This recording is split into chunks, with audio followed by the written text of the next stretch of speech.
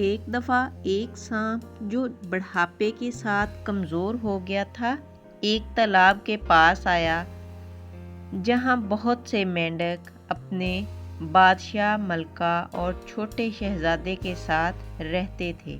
سانپ نے کئی دنوں سے کچھ نہیں کھایا تھا۔ اس نے مینڈکوں میں سے کچھ کو پکڑنے کی کوشش کی لیکن ان میں سے کسی کو پکڑنے کے لیے بہت کمزور تھا۔ مجھے کوئی حل سوچنا پڑے گا ورنہ میں جلد ہی مر جاؤں گا، سانپ نے سوچا۔ تبھی اس نے مینڈک شہزادے اور اس کے دوستوں کو دیکھا، وہ اپنے کھیل میں مصروف تھے اور سانپ کی طرف ان کا دھیان نہیں گیا۔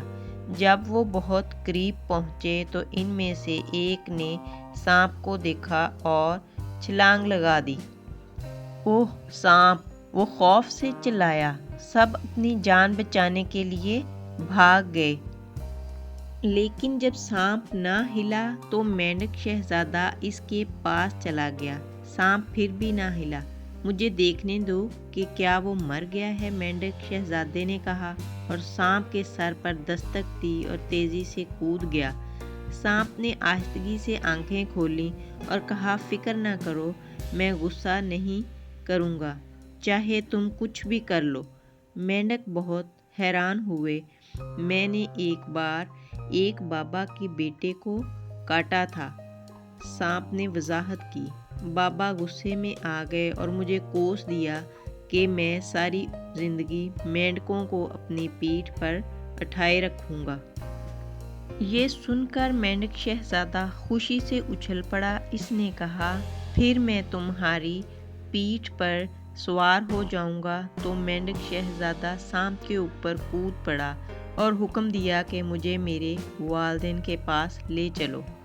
بادشاہ اور ملکہ یہ دیکھ کر حیران رہ گئے۔ ابا دیکھو، میں سانپ پر سوار ہوں، شہزادہ چلایا۔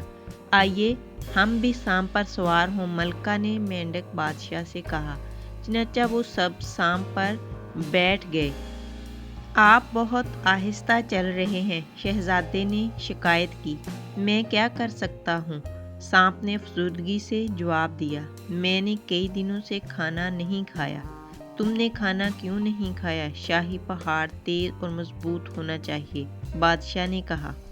میں آپ کی اجازت سے ہی کھا سکتا ہوں، سانپ نے جواب دیا۔ آپ کی مضامین میری خوراک ہیں، میں ہمیں کھانے کی اجازت کیسے دوں؟ بادشاہ نے کہا۔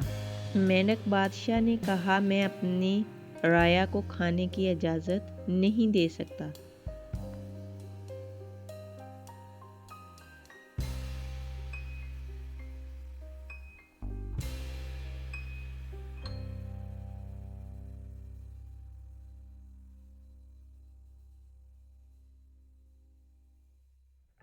شہزادہ پریشان ہو کر رونے لگا۔ ابا پلیز اسے اجازت دیں، میں اسے کھونا نہیں چاہتا۔ یہاں تک کہ ملکہ بولی، سانپ کو اجازت دو، ویسے بھی وہ کتنے مینڈک کھا سکتا ہے، ہمارے پاس بہت سے مضامین ہیں۔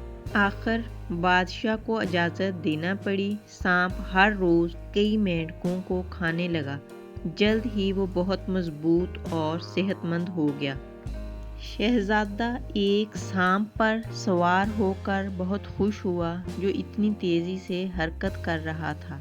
ایک دن سانپ مینڈک بادشاہ کے پاس گیا۔